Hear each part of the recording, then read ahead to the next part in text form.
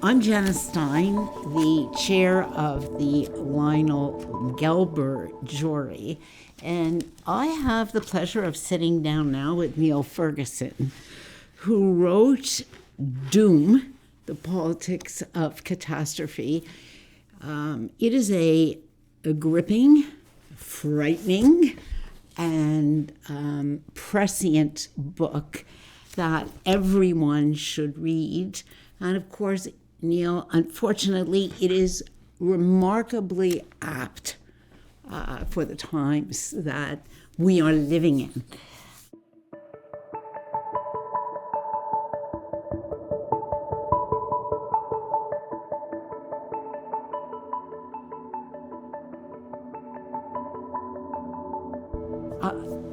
Big picture, it's about the difficulty we have of predicting, and not in the narrow scientific sense, but in the broader sense, of preparing for the unexpected that has catastrophic consequences.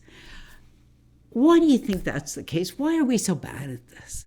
Well, first, it's a great honor to be on the shortlist for the prize, and I'm really delighted to be in that position alongside some terrific books, any one of which I'll be happy to lose to. I wanted to write a book about disasters in general, not just pandemics, but all the different forms disaster can take, and to ask the question why we don't seem to get any better at anticipating disaster or managing it well, despite the vast advances in our scientific knowledge over the centuries, and especially in the last 100 or so years. I was particularly interested in the hypothesis that the United States has got worse at disaster management in the recent past. So I wanted to bring together pandemics and wars, wildfires and nuclear accidents, and try to see if there was any general argument that could be made about disaster. And I guess I came up with a couple of key ideas. One, you can't predict the next disaster. Much as we would love to have a cyclical theory of history or Cassandras who always see disaster coming, it actually doesn't work like that, because disasters just don't follow any regular predictable pattern. They're, to be technical, not normally distributed like, say, automobile accidents. And the second thing I came to understand was that because of that, because of the inherent uncertainty, success comes from being quick on the draw and being really rapid in your response. And the reason we've got worse over time is that we have become more bureaucratic over time. So we're great at coming up with a pandemic preparedness plan, 36-page long PDF, and having meetings about it, but it just doesn't work when a pandemic actually strikes. So that pathology of bureaucratic failure is one of the big takeaways of the book. You know, let's just go back to both of those arguments because they're so interesting in the book. Nassim Taleb wrote about black swans, and you talk about gray rhinos, but black swans are still at the extreme end of a probability distribution. There's at least a probability distribution. Is the point of your book give up? There is no probability distribution for this stuff. Let's just admit we live in a world of uncertainty when it comes to disasters and stop trying to predict. No, it's not a fatalistic book at all, Doom, although I think a lot of people who saw the title Doom. Inferred that it might be. And if I'd written a book called Fun, The Politics of Partying, I'm sure I'd have sold more copies. People were in need of cheering up during COVID-19, but the book is not fatalistic. And indeed, it's not doom-laden. One of the key points I make is that the end of the world, the complete and utter calamity that wipes us out as a species, is a pretty distant prospect. And what we really have to contend with are a lot of medium-sized disasters that even at their worst will take a relatively small percentage of the world's population away in premature death. And the way to think about the problem is that disaster comes in all these different forms, and our tendency is to focus on one or two that we find really interesting. So, for example, we think a lot about climate change and have conferences about it. In fact, we were talking about it at the World Economic Forum in January 2020 when a pandemic had already begun. Climate change is a serious problem. It's a relatively slow-moving one. We can see it coming, but it's coming at us by comparison with, say, nuclear war, pretty slowly, whereas a nuclear war could kill an enormous number of people in a day. So I think what we have to do, first of all, is to recognize there's a broad range of different things that we need to worry about, not just one or two, and that we can't exactly predict when any of these things will happen. I cannot tell you when the next big earthquake will strike California. I guess I have to worry about that because I live in California, but I just don't know when and I don't know how big. What I can do is be quick on the draw. Yeah. So if I get the first indications, the first tremors, I have some kind of plan in place to make my family safe and get to a safe place.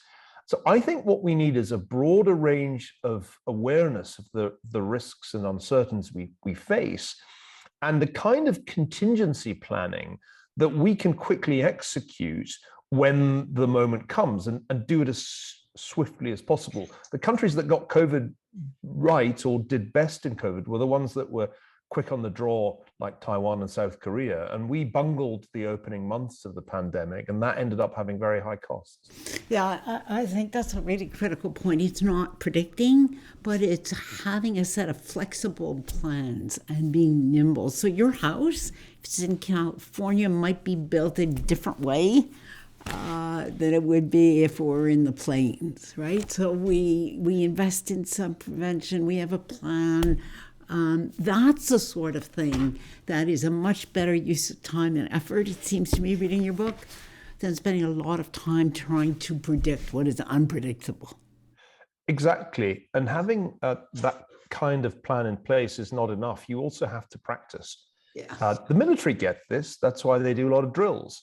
Civilians have stopped doing drills. I can't remember the last time I even did a fire drill. And that's one reason that although we could see a pandemic coming, I lost count of the number of TED Talks and articles that I read over the last 20 years that said a pandemic's a really serious problem. We really have to worry about it.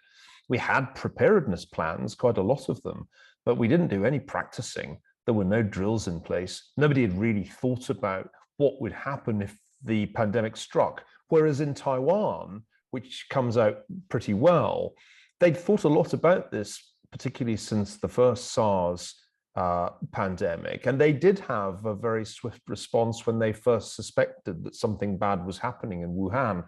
I came to realize that my view can be summed up in a line from the movie Catch-22. It's not actually in Joseph Heller's book, but it made it into the script of the original 1970 movie. And the line is, just because you're paranoid doesn't mean they aren't after you. And I think a light paranoia is the appropriate state of mind, because disasters are out to get you. And if you think that you can predict them, you're wrong. But if you think you can ignore the risk and uncertainty, you're probably even more wrong. So I actually think Henry Kissinger had a version of that when he said even paranoids have enemies. That's right. And actually thinking about disaster has in some ways, for me at least, benefited from studying Kissinger. My other book project, which I'm halfway through, is a biography of Kissinger. And as somebody who had to manage a particularly serious military disaster, the US intervention in Vietnam, which it was his hard task to try and unravel, he thought a lot about disaster. And he encountered multiple disasters during his time as National Security Advisor and Secretary of State. The big one, which he and his colleagues had to think about a lot, didn't happen, and that was a nuclear war with the Soviet Union. I think one of the interesting problems about our time compared with previous eras is that we did invent a new form of doom, which was nuclear Armageddon. And just because there hasn't been a nuclear war, just because no subsequent nuclear weapons have been used in violence, in war since 1945 doesn't mean it can't happen. No. And we have to keep reminding ourselves that this very rapid form of disaster exists. And just because the Cold War ended, it didn't go away. The war in Ukraine has reminded us of that because President Putin has threatened the use of nuclear weapons. And that brought everybody back, I think, with a jolt to the state of mind we used to be in back in the 1970s and 80s when I was young. We're going to come to the war because it fits so clearly within the framework of your argument. But just before we do, there was a great line in your book where you said, look, the real failures to manage disaster, when you looked across so many cases, don't happen at the sharp end of the spear, and they don't happen at the blunt end. They happen at the level of middle management. That insight really stayed with me. And in many ways, it is the story of COVID, but it's also the story of so many other things that you and I could think about. It's the story of wars and armies where do those armies perform really badly at the level of middle management? Does your argument go across these cases? Yes, I wanted to write a book that was eclectic so that you were forced to switch from vast catastrophic events like world wars to smaller ones like the Space Shuttle Challenger disaster when, as most people of a certain age remember, the Space Shuttle took off and blew up shortly after launch back in 1986. Now, that wasn't a big disaster because I think 7 people died. The crew were killed and nobody else. But it was a shocking event and many, many people witnessed it on television. So memories of the disaster certainly persist to this day. I learned from reading about that disaster from the physicist Richard Feynman, the important insight that the point of failure is not necessarily at the top. Yes, the buck stops here, as Harry Truman famously said. But when the Washington press corps tried to somehow pin the space shuttle disaster on Ronald Reagan, who was then president, it didn't work. They had a very weak story that he had accelerated the launch in order to mention it in a speech, but this story disintegrated before it even really got past first base. It turned out that what really happened, and this was something Feynman discovered in his part in the official inquiry, was that the NASA engineers knew that there was a 1 in 100 chance the space shuttle blew up after launch, especially on a cold day. And they kept telling their superiors this. But the bureaucrats, in particular the enigmatic Mr. Kingsbury, would turn this into 1 in 100,000 when they were reporting to the Congress, the financiers of the space shuttle program. And so a really fundamental change in risk assessment occurred because of Mr. Kingsbury, and the engineers complained to Feynman that they could never get a meeting with Mr. Kingsbury. Well, I read that and I thought, there's a Mr. Kingsbury in every organization, isn't there? Mm-hmm. And in every disaster, whether it's the sinking of the Titanic or COVID-19, you should look for that point of failure before you assume that the fault lies with the person at the top. It wasn't the chairman of the shipping line that was to blame for the Titanic sinking, and it really wasn't Donald Trump who was to blame for the high mortality in COVID-19 in the United States, even although an enormous number of people wanted to blame him for it. My argument in the book is that the point of failure, as with the space shuttle, lay much further down the chain of command. You know, it's a fascinating argument, and it goes really, Neil, to the culture that we have in our organizations. And in some ways, contemporary Russia is the obverse of that. It's the ability of somebody below deck to say, oh, wait a minute, something's wrong. And to live in a culture where you can take that up and not fear the loss of your job or, you know, it's the usual whistleblower dilemma. And you see that through so many cases that you write about in the book. Somebody asked me what I have been thinking about as I've watched these last 4 weeks, and the answer came back, design in dissent. is that I think that's part of what your book tells us, that if dissent gets to the right place in time, we're going off the rails here, we need to pivot. In most of your disasters, it doesn't. I think that's absolutely right. One of the advantages that a democratic system has, if it has the free press and the rule of law, is that it is possible for dissent to be articulated and disseminated. Maybe it was a pity that nobody at NASA went to the New York Times with the story that Mr. Kingsbury was distorting the risk of the space shuttle. It's more common in a democracy, that kind of complaint to make it into the public domain. In an authoritarian regime, the system is designed to prevent that. And that was why when the initial epidemic of COVID occurred in Wuhan, it was hushed up. Even when doctors were blowing the whistle and sounding the alert, they were silenced, and that's one reason that precious weeks were lost.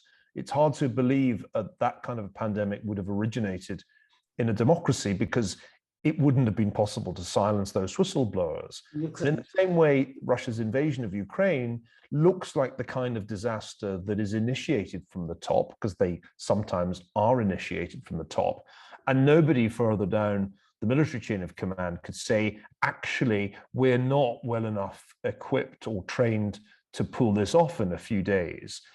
Indeed, it seems as if Putin cut the military out of the planning, and most soldiers only found out about their mission at the very last minute. This goes to another book of mine, The Square and the Tower, which argues that network-based, relatively decentralized organizations have an advantage over very hierarchical ones, right. At least when it comes to being creative and solving problems.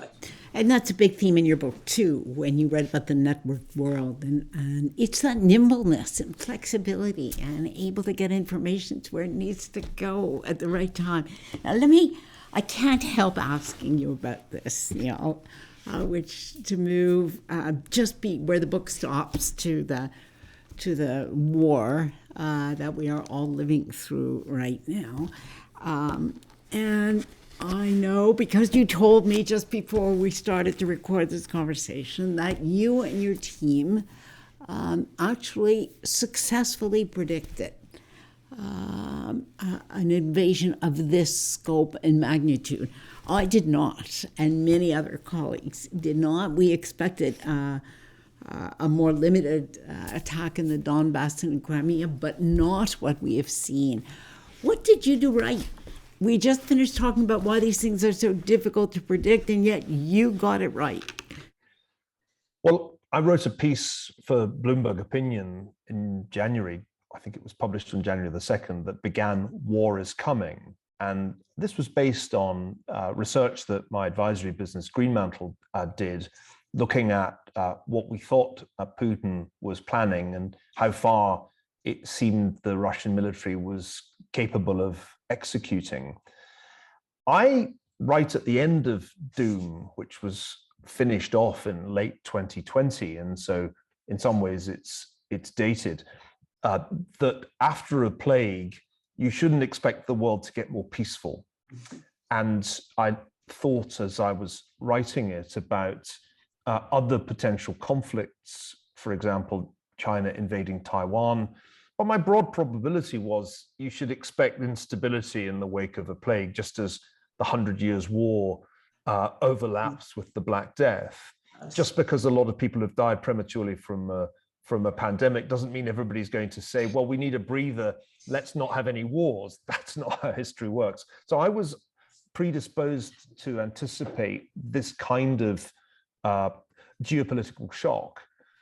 I also go to Ukraine every year, and I was in Kyiv back in September. And on my way there, I read Putin's article that he published in July on the historic unity of the Russian and Ukrainian peoples. And by the time I'd finished that article, I was quite sure that this wouldn't have appeared if he hadn't intended a major move, potentially even annexation, against Ukraine. So when I was in Kyiv, I asked a lot of people, what they thought. I came away with the clear impression that NATO membership was never happening, EU membership was never happening, therefore Ukraine was pretty isolated. And the Biden administration seemed in no hurry to step up arms shipments. So it was with that in mind that I began to assess the disposition of Russian forces along the Ukrainian border. And when you realize that this really was a pretty large force, and it was right along Ukraine's northern border, as well as being in Donetsk, Luhansk, and Crimea, you could see that something much bigger was intended than a simple expansion of the zone of occupation in Donetsk and Luhansk and the Donbass. I have to give due credit to my good friend and colleague Chris Miller at the Fletcher School at Tufts, because he, who knows Russia better than I do, was the one who had the highest conviction and said consistently through January and February, this is an 80% probability. We never say 100% probability, because those are really not calls you should make. There was always some chance that Putin would change his mind, that he might be deterred by the threat of sanctions, but I never really believed sanctions would deter him. And as that was all that we were really doing to deter him, that made me comfortable with the 80% probability. So let's look at where he is now, 4 weeks into this. It looks like his army has not delivered what he was led to expect it would. So how do the arguments in doom help you understand that, this disappointing performance? I mean, terrible logistics, terrible execution, lack of preparedness, everything that you and I would look for is there. So what went wrong in the Russian army? There's quite a lot in doom about military disaster. Mm-hmm. The Psychology of Military Incompetence is one of my favorite books, and I try to apply it broadly to political incompetence. So there's a lot of military incompetence in this story. The war has revealed terrible shortcomings in Russian logistics, for example. An amazing proportion of their trucks have broken down, have had flat tires or engines that burnt out. And an army that isn't mobile can't really conduct a successful blitzkrieg. But I actually think that the really interesting part of this story is not so much failures of Russian offense, it's the success of Ukrainian defense, which clearly President Putin completely underestimated, as did we. US intelligence, which correctly got the timing of the invasion, give or take 24 hours, failed to see that it would fail, that Kiev wouldn't fall within a matter of days, and that the Ukrainians would actually be able to keep the war going for a month. And that's the interesting piece of this story. It's a classic military disaster from a Russian perspective. They've sustained, as far as we can tell, seriously worse casualties than in the Soviet invasion of Afghanistan. More in 4 weeks. In 4 weeks. 10 years. Than in 10 years. They're going to match the Soviet casualties over 10 years in Afghanistan in the space of maybe 5 or 6 weeks if this war keeps going with this rate of attrition. So this is a military disaster which will take its place in Russian military history. And at some point, when Putin has gone and sanity has returned, it'll be possible to teach Russian officer cadets how not to do these things. But I think the really fascinating piece here is the way in which Ukraine's defense has succeeded, equipped with modern weaponry, Stingers and Javelins supplied by the United States and its allies. And led by the United Kingdom, who were early in on this one, actually, even before the United States, which is a whole other interesting story. The fascinating piece of this, I think, is that the Russians have fought a 20th century war and they've encountered 21st century defense. It's amazing because we were led to expect cyber warfare, information warfare, a whole lot of things that the Russians haven't done. Instead, they've been reduced to armored columns proceeding down exposed roads. And the Ukrainians have managed to combine effective attacks with their weapons, with information warfare. President Zelensky's turned out to be a tremendously gifted exponent, perhaps not surprising given his past as an actor and entertainer. But I think that's the real story here, that it's actually two different kinds of warfare that have collided. And 20th century warfare turns out really to be an obsolete form of warfare. And indeed, the failure of Blitzkrieg has forced the Russians to fall back on an even older form of warfare, siege warfare. We're almost back in the 17th century at this point. You know, it's interesting as you look forward now, Neil. So we're going to ask you to predict now, which is always unfair. Can Ukrainian defense ultimately compensate for Russian mass? It still has this capacity, to fire artillery and rockets and missiles and destroy cities, and no defense can compensate for that, really.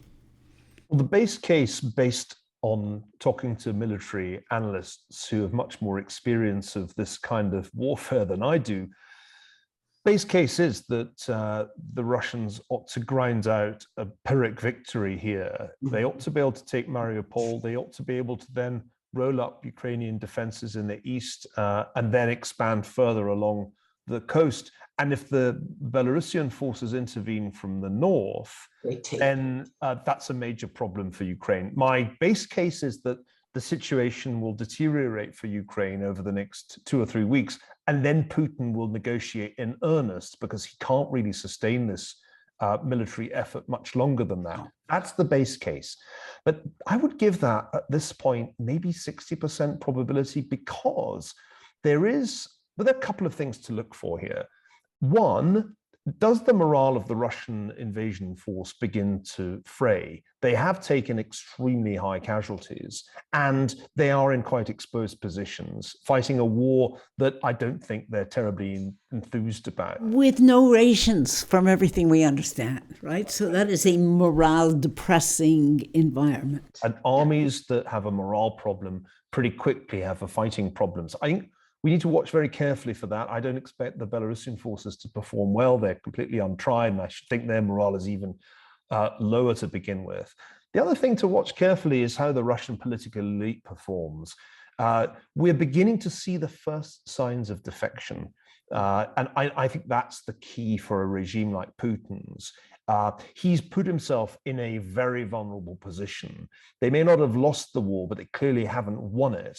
And I think given the enormous impact the sanctions are having on financial and economic life in Russia, you've got to keep your mind open to the possibility that the base case is wrong, and no number of cruise missiles, and certainly he has many in reserve, can compensate if your army loses the will to fight and your political colleagues decide that you have been Khrushchev and made a huge foreign policy blunder. So I'm trying to keep my mind open to these scenarios. One of the things I learned from writing Doom, and I think it's an extremely important lesson for all historians and indeed all citizens to learn, is that in real time, in the midst of the disaster, it's extremely hard to know what comes next. There's a cascading quality to this sequence of events.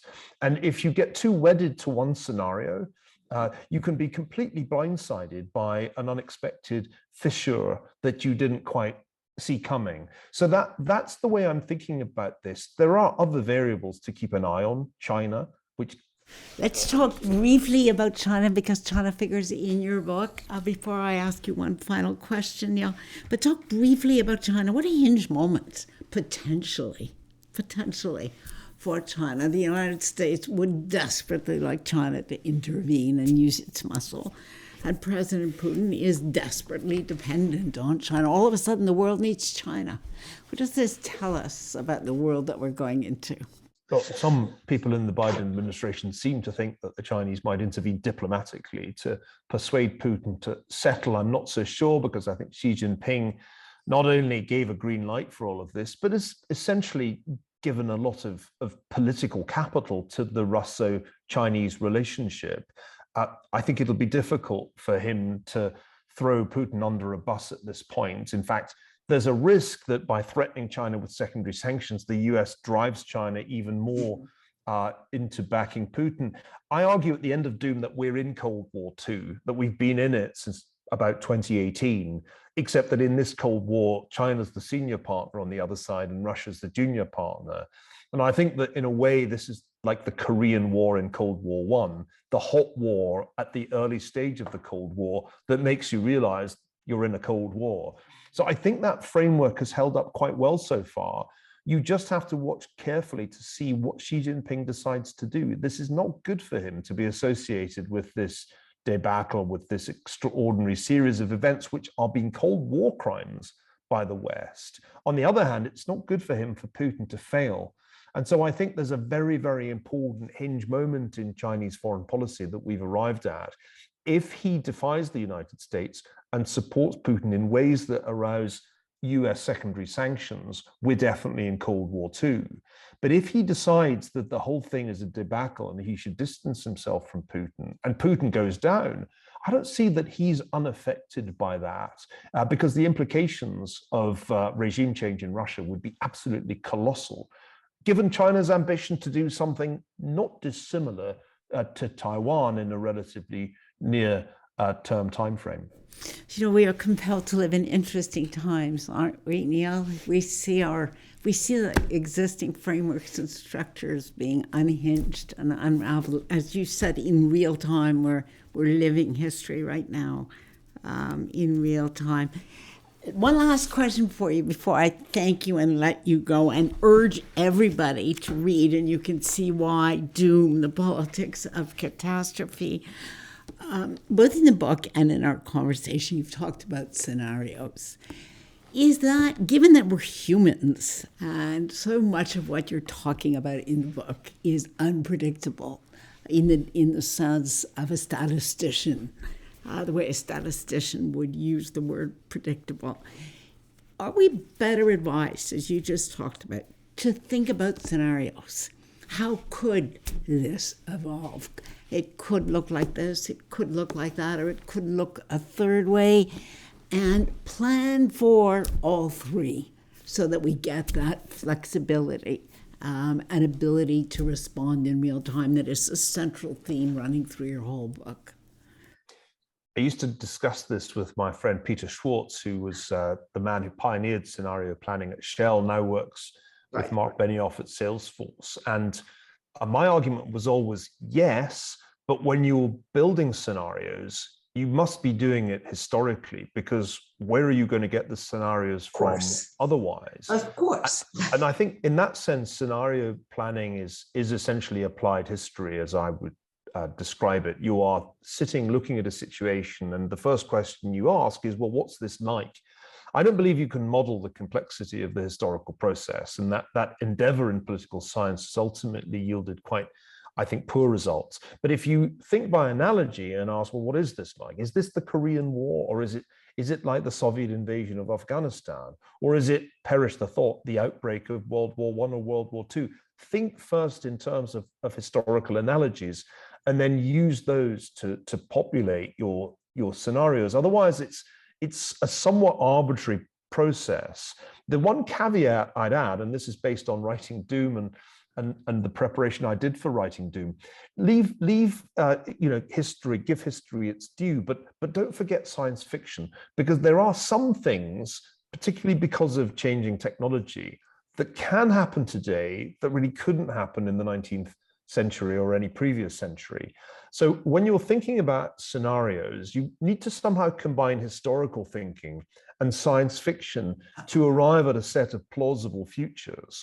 And then the hard bit, you need to start attaching probabilities to them. And then, of course, you have to ask which of those futures you would prefer over the others. Doom is really a book designed to help us think this way about the historical process. Right. And it doesn't matter which disaster comes along next. It probably won't be another pandemic. It'll be something else. It's, I think, worth thinking in this way, because you'll never predict the next disaster, its timing, its scale, its nature. But you can, I think, learn from past disasters how to cope better, how to react faster, how to let your paranoia reduce the body count. So, Niall, you just gave us the best reason to read this book. And it is just a wonderful book. It is a great shortlist. Many of your friends are on it. But it really is a privilege to sit down and talk with you. Thank you so much for spending time with us. Thanks very much indeed.